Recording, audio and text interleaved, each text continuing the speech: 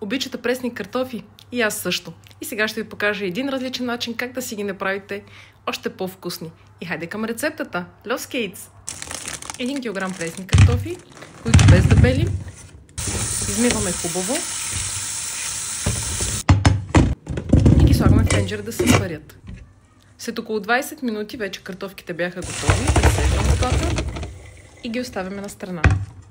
Взимаме една плитка тенджера, съсипваме малко зехтин, добавяме супена лъжичка масло, скилитка чесън, розмарин, червен пипер и черен пипер. Разбъркваме и добавяме нашите вече сварени картофи.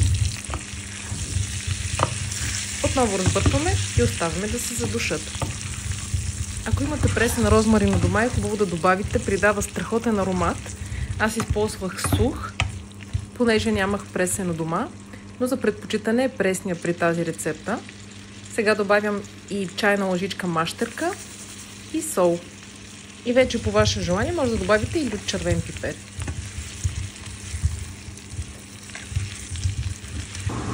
И след 15 минути пресните картофки добиха страхотна златиста коричка, която ми подсказва, че вече са готови за сервиране.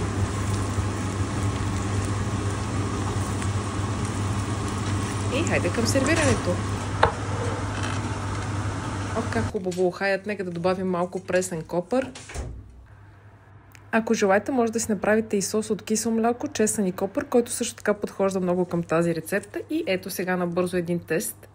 Невероятно вкусни са и не пропускайте да си направите тази рецепта от дома. Това беше от мен. До скоро!